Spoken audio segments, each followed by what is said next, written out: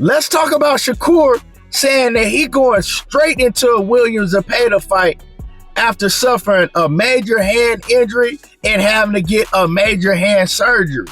He don't want no tune-ups. He want to go straight to the smoke. Let's talk about that and how that could turn out for him. We also going to talk about him addressing all of the talks with the fans saying that he ducked Gervonta Davis. Let's cover all of that in this video because I know y'all ain't heard my take on none of this. And let's get to it. So yeah, we all saw the video with Shakur suffering the hand injury. It looked like it was light sparring and what he didn't throw a hard body shot. And obviously it was an existing injury that he had been dealing with. And when you continue to stay active on an existing injury, especially, in boxing, and you continue to throw that hand and, with force and hit people with that hand, it's eventually going to break down. And that's what we seen with Shakur. It was an injury that he had. And he even talked about that in his recent interview with Najee from Cigar Talk. And salute to Najee from Cigar Talk, man. Hell of an interview, right? He talked about it, said it was an injury that he had but he kept, sparring on it. And, it got to the point to where it just broke down. He was in pain. We seen that. It happens to a lot of fighters. Unfortunately, his was put out for the whole world to see. People gonna take that video like we already seen. Weirdos is gonna take it and, post memes. And it's crazy, man, because I seen a bunch of you weirdos laughing and cheering because he got injured and had to have a hand surgery. That just show, where y'all at in life. Real talk. That just show if you laughing at somebody else's downfall or an athlete getting injured and having to pull out of a fight and all of that, and you think it's funny and you cheering that shit on, that just show where you at in life, and hey, it is what it is. But other than that, like I said, when I seen it, like I said, my first thoughts was for him to get well as soon as possible, so he can get back to doing what he do, in his profession. The second thing I thought is I said, man, this is going to set a Gervonta Davis fight back. We might not be able to see that fight until 2026, right? Because you got to go through rehab, you got to heal, and of course, you probably going to have a tune-up, and then you go into a William Zepeda fight, and then, that probably push the Tank Davis fight out to 2026. But when I heard Shakur, he said, nah. You know what I'm saying? Nah. I don't want no tune-ups. I don't want no Joe Cordina. We not postponing it. I want to go straight into a William Zepeda fight. If William Zepeda don't duck me again, because Zepeda been ducking me. This is what Shakur said. So, he says that he want to show the whole world why he on another level. He want to go into a William Zepeda fight and, let's just keep it a buck. William Zepeda is a tough opponent regardless. William Zepeda, to me, will be the toughest opponent that Shakur Stevenson has faced. Maybe besides Edwin De Los Santos, that's a toss-up, But to go into that fight with coming off a major hand surgery, right? With no tune-ups in between, coming off a rehab and not having a fight in between to even test the hand, that makes that fight way, way more dangerous. Now, if William Zepeda ducks Shakur Stevenson after him coming off a major hand surgery and going straight after him, now we all know it, right? We all know what it is. Because he clearly ducked Shakur, right? He was talking about how he didn't want to fight for the rest of the year, and now we hear that William Zepeda is actually fighting. You know what I'm saying? He got a fight coming up in the upcoming months. So it's a duck. But like I said, it'd be crazy. That shit'd be crazy if he ducks Shakur after coming off this hand surgery, because this makes it much more dangerous for Shakur Stevenson. Because let's think about it, right? Are you going to be comfortable throwing that hand, right? Now, if you throw the hand, are you going to be comfortable throwing it with full power, full speed?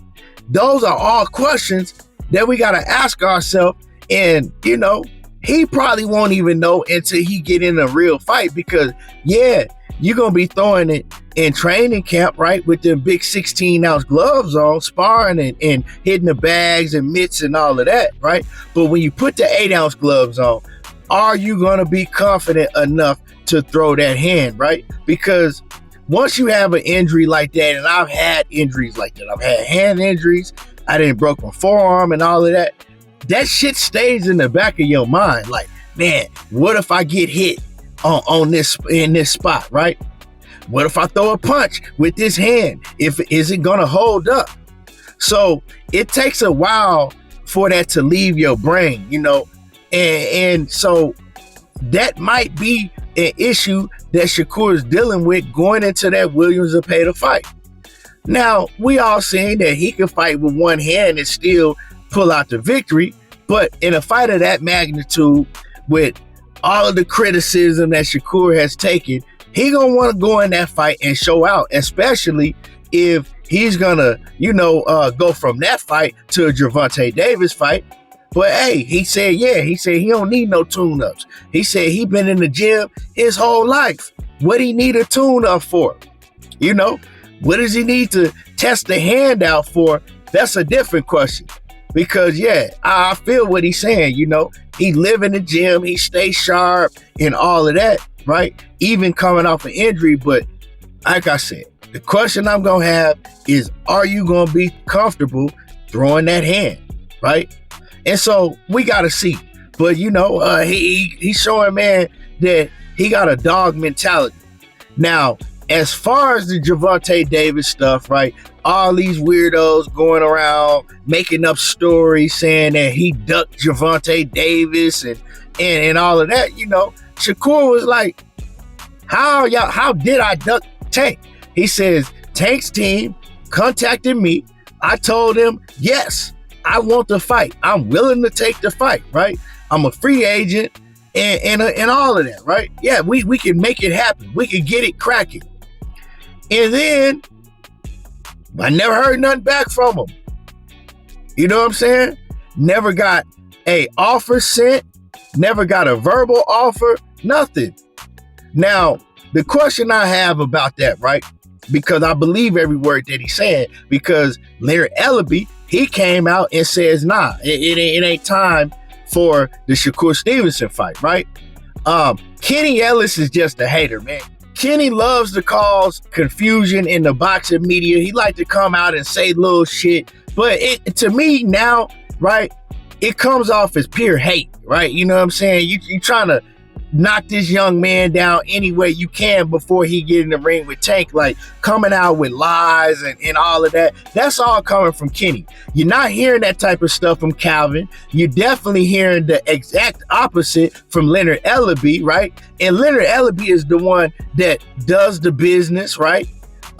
Calvin Ford, he got a lot of say-so with what Tank does. So you're not hearing that type of ish from them. You're just hearing that from Kenny, who is a secondary trainer. Kenny don't have nothing to do with the business of Gervonta Davis. And you're definitely not hearing that from Gervonta Davis. So Shakur also says, right, Tank ain't said nothing.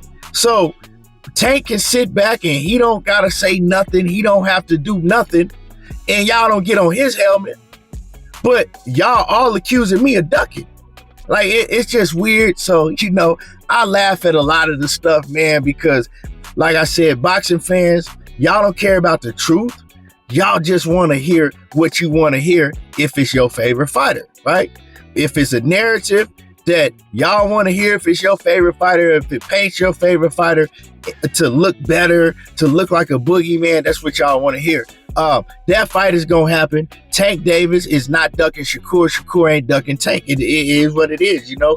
I think both sides, they understand the magnitude of that fight. Both sides understand that it's a risky fight for both fighters. And that's just what it is, you know. Take it how you want to. But, yeah, so, you know, he kind of like, you know, y'all wilding. You know what I'm saying? How I'm ducking Tank. But now let's talk about Shakur, right? With this whole situation that he has with DAZN, right? Because he got a 2-fight deal. The 2-fight deal was supposed to be up after February when he fought William Zepeda, right? But now his first fight with DAZN will be William Zepeda, right? In February. So you still got another fight left. So that's still, excuse me. So that still pushes the Tank Davis fight out, right? It still pushes it out, unless Gervonta Davis is willing to work with Eddie Hearn and they can all come together and, get a deal done. Because, I mean, they was willing to work with Top Rank. Wasn't a problem with Lomachenko, right?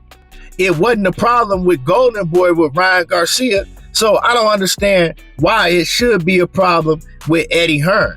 This fight should still be able to happen after the William Zepeda fight, unless you just got a huge issue that you don't want to work with Eddie Hearn. I don't know. But, we just got to wait and see, man. We just got to wait and see. But hopefully Shakur, he can get back to 100%.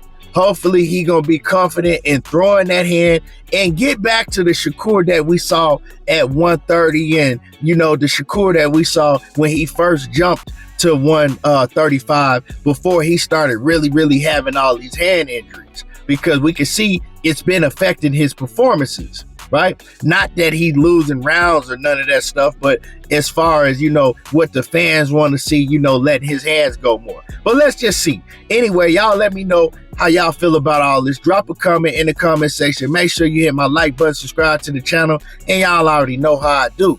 Tego talking that boxing again, and I'm gone.